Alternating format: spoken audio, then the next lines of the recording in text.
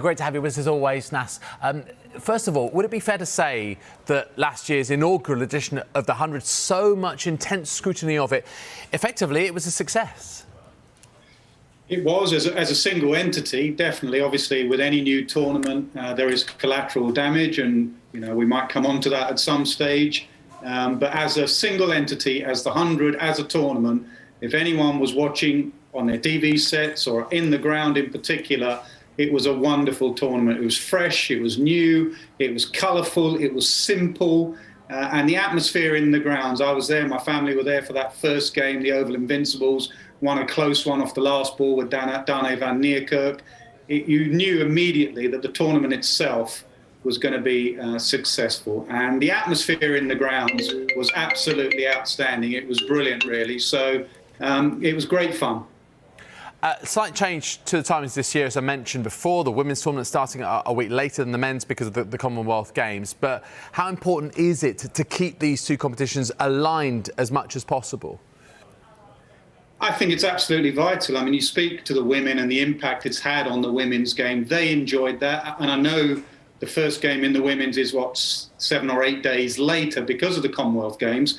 But that game is in the evening, and that's something that the ECB have had to decide and discuss, is don't just make it as a little bit of an afterthought after the men's game. The skills on show in the women's game and the way it attracted that new audience, the young girls out there watching it who realised that cricket was cool and wanted to play cricket. They deserve, the odd game where they are centre stage in the evening. I think it worked perfectly, actually, the two sides playing. And it wasn't just the Oval Invincibles men and the Oval Invincibles women. They were a joint group. You could see that every time you turned up, and they were coaches working with each other. So you cannot doubt what impact the 100 has had already on women's cricket. The standard, the fun, the people we had in the combox with Izzy Wong joining us, Jemima Rodriguez joining us. It was great fun to cover the women's tournament. And as you mentioned, it was the Oval Invincibles who came out on top in that, and Southern Braves for the men.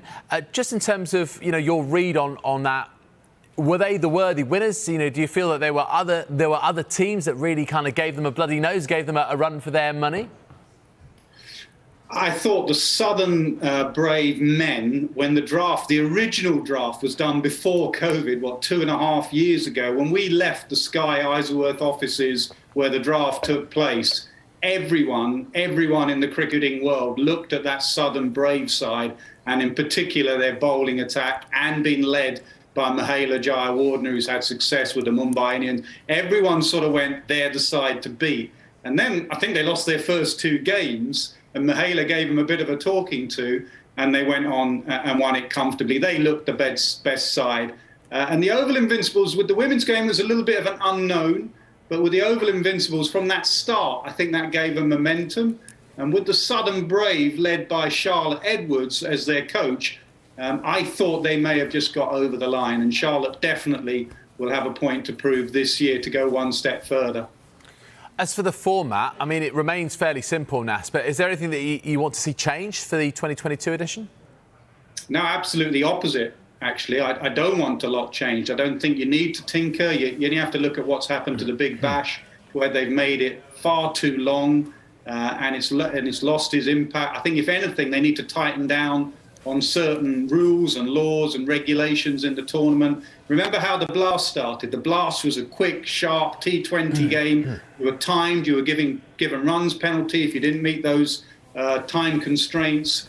In the 100, it's a fielding. You have to bring a fielder in if you haven't hit your time. I think Owen Morgan a couple of times failed to do that. Absolutely stay very strict on the timings. You can't have these games going on longer than a Blast game, longer than a 20 going on late into the evening. So all those mums and dads are worried about getting their kids home. If anything, the regulations, I think you've got to come down harder on and make sure, things like off the field, the family atmosphere. The ECB have got to discuss. There was 1 or 2 occasions where that sort of, beer drinking mentality spilled over into the family area.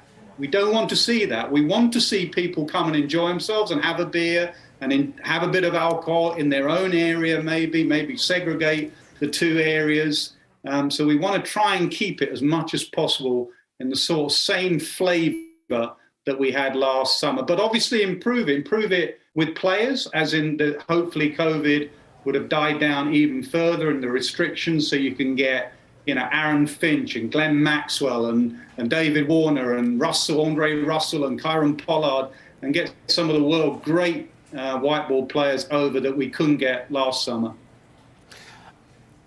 And there's a fresh draft at the end of March as well, Nas. I mean, do you think that those players perhaps priced themselves out of last summer might rethink their values? How do you think that's going to pan out?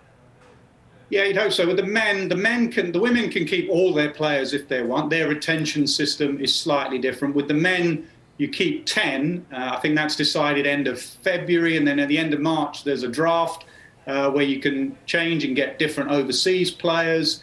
Some of the names I've mentioned. I'd also love to see, you know, a couple more Pakistan players come over. I think their white ball cricket has gone through the roof recently. They got to the final of the World T20. So someone like Babar Azam, Mohammad Rizwan is over playing county cricket. Shaheen Shah Afridi, who won the ICC Player of the Year just a couple of days ago. Get them over because the interest in the British Asian community is huge and growing. So absolutely, just try and add with the names. You know, that's got to be the direction of this tournament. It's got to be the best against the best, and that's where the improvements can be made. Well, we look forward to it. As you mentioned, August the 3rd is when we get underway with the men, and the women a week later.